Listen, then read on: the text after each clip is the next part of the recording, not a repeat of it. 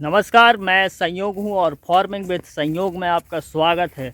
भाई साहब, यहाँ पर लगी हुई है ये धान। और सबसे पहले आप ये वीडियो देखो जो कि आज से 8 दिन पहले का है। तो यहाँ पर भाई साहब मेरी धान है, हाथ से लगी हुई 17-18। इस तरफ वाले में आप देखेंगे तो इसमें कल ही खाद डला है, और इस तरफ अगर आप देखेंगे तो इसमें 7 दिन पहले खाद डला है। खाद में आपको मालूम ही है, हमने ferrous sulphate, magnesium sulphate, zinc और सल्फ़र, इस तरह की चीज़ें ली हुई है। और दोनों धान में मैं आपको दिखाऊं तो बहुत ज़्यादा फ़र्क नहीं है। ये 7 दिन पहले वाली धान है और ये जो है इसमें कल ही खाद डला है, ये वाली धान। यहाँ पर आपने पहले का, आज से 8 दिन पहले का खाद डालने का अंतर देखा होगा। अब मैं आपको बताता हूँ कि ये जो धान है, ये इस साइड वाली, इसमें आज मान लो 14 या 15 दिन हो गए हैं खाद डले।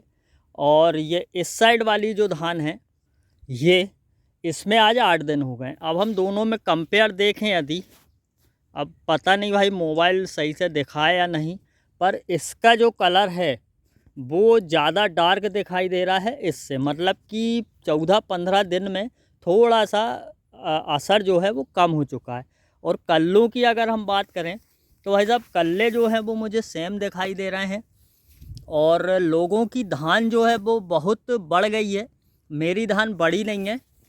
और आज मेरी ये जो धान लगी हुई है, इनकी उम्र हो गई है लगभग 45 दिन के लगभग में, समझ लें आप 45 या 50 दिन हो गए होंगे। आप जानते हैं भाई साहब, यूरिया का हम कम से कम इस्तेमाल करते हैं, कम से कम में 25 किलो, ज़्यादा से ज़्यादा 30 किलो से ज़्यादा यूरिया हम पूरे फसल के जीवन काल में लेते ही नहीं हैं। हालांकि आप देखेंगे यदि तो भाई साहब हमारे इन प्लाटों में पानी भी बहुत कम भरा रहता है।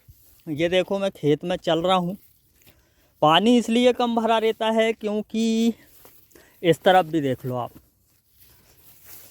ऊपर वाला पानी मेरे गांव में पिछले 2-1 साल से नाराज़ है, गिरता नहीं है। हम लोग मोटर से पानी लगाते हैं गेहूँ जैसे रेल कर। उसके बाद भी अगर हम टिलरेज देखें तो कम से कम यूरिया में बहुत बढ़िया टिलरेज है। और हमारे यहाँ लेबर की भी भाई साहब समस्या रहती है, खाद डालने की भी समस्या रहती है, रोड बहुत ज़्यादा मची रहती है, इसलिए भी सही से खाद डल नहीं पाता। ये कूचा देखो आप, ये वाला कूचा देखो, ये देखो कितना भयंकर बना है ये ऐसे कूचे जो शुरू में रहती ना, मेड़ के बगल वाली जगह जहाँ से पानी निकलता है, ऐसी जगह में रहते हैं। जैसे ये वाली जगह में देखो आप, ये सारे कूचे जोरदार हैं, ये वाला जोरदार है, ये वाला जोरदार है, ये जोरदार है, ये जोरदार है। एक बात और देखो आप, ये पानी साफ था, मैंने ये पौधे हिलाए तो इसमें से ये ऐसे सफ़ेद सफ़ेद ये गिर गए। एक बार और देखते हैं हिला के।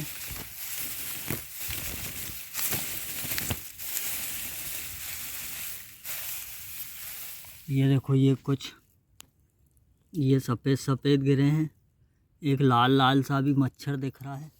वहीं से चलकर आप ये जगह देख सकते हैं, ये वाली, ये इतने में चारा बहुत भयंकर है, चारे के कारण ये धान ने उठाव नहीं किया है।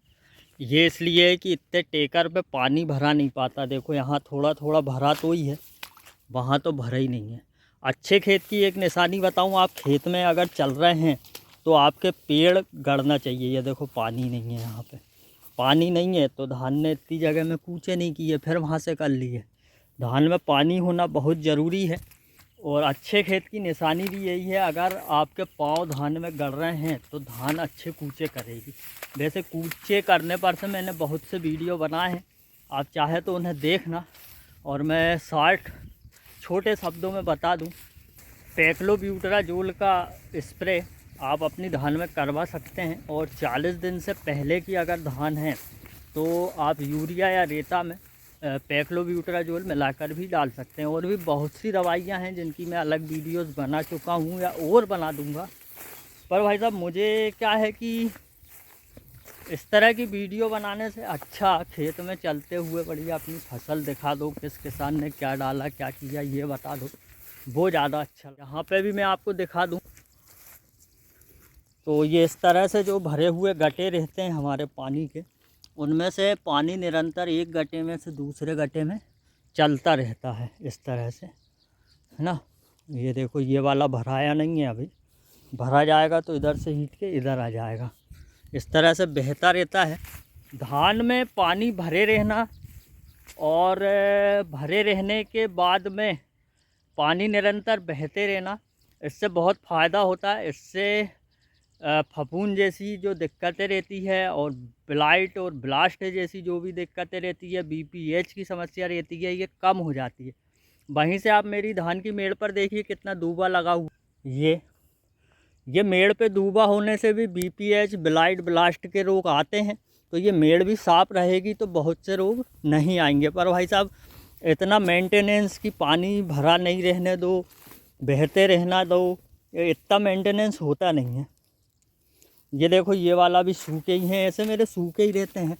और ये कल्ले हैं भाई साहब, चारे की दवाई डाली थी, ये वापस से पलक के आया है चारा। देखो आप, समेल भी पलक के आई है। ये चारा इसीलिए पलक का है वापस से कि ये खेत पूरे पानी से भरे नहीं रहते हैं। अगर ये भरे रहेंगे बराबर 2, 4, 10, 15, 20 दिन तक के लिए तो चारा पनपेगा नहीं दवाई डालने के बाद में। खैर सब समस्याएं संसार में चलती रहती है। मेरा काम है भाई साहब आपको अधिक उत्पादन के लिए अच्छी बातें बताना। ज़रूरी नहीं कि वो मैं भी फॉलो कर ही लूँ, क्योंकि समस्याएं बहुत रहती। अब कुछ लोग धान देख के कहेंगे कि यार तुम्हारी भी तो ऐसी है बुरी गति। तो भाई साहब मैं तो सही बात बता दूँ आपको कि मैं अपनी फसल में कम से कम खाद, यूरिया इनका इस्तेमाल करता हूँ। और स्प्रे भी सिर्फ एक करता हूँ, वो भी बालियाँ निकलते समय। वो भी इसलिए कि बालियों में किसी भी प्रकार का दाग ना लगे गंधी बग के कारण, या फिर अपना वो हल्दी कंडवा रोग आता ना उसके कारण। बाकी उसके अलावा धान मेरी 3-4 साल से 17-18 ज़्यादा से ज़्यादा 20 बोरा एकड़ से ज़्यादा पैदा नहीं हो रही है। और मुझे ज़्यादा पैदा भी नहीं करना है। ज़्यादा पैदा करेंगे तो ज़्यादा स्प्रे करना पड़ेगा, ज़्यादा खाद डालना पड़ेगा, उस वो मेंटेन वो ही पड़ जाता है अपने को। यहाँ पे किसान का एक सोयाबीन लगा हुआ है, पता नहीं कौन सा है, मेरे खेत के बगल में। तो ये भी मैं आपको दिखाई देता हूँ। तो ये भी जो धान है 1885, ये भी लगभग 40 दिन की हो चुकी है। और इसमें भी देखिए आप चारा है, पर जो मेरी पत्तियाँ हैं 1885 की, वो 17-18 धान से ज़्यादा ग्रीन है। तो ग्रीन होने के साथ ही साथ कूचे भी अच्छे हैं कुछ हद तक, और हाइट भी अच्छी है। और ये जो धान है ये 17-18 से ज़्यादा रोग रहे थे, इसमें रोग और ज़्यादा कम लगते हैं। बाकी किसान ऐसा कहते हैं कि ये 17-18 से कम कल्ले करती है। तो हो सकता है भाई साहब कि ये बात सही हो, क्योंकि कुछ खेत में मुझे कल्ले कम भी दिखाई दिए हैं। तो भाई साहब फ़िलहाल मैंने आपको 2 किस्में दिखाई है। वीडियो ज़्यादा बड़ा हो रहा है, इसलिए हम नेक्स्ट वीडियो में आगे की चर्चा करेंगे।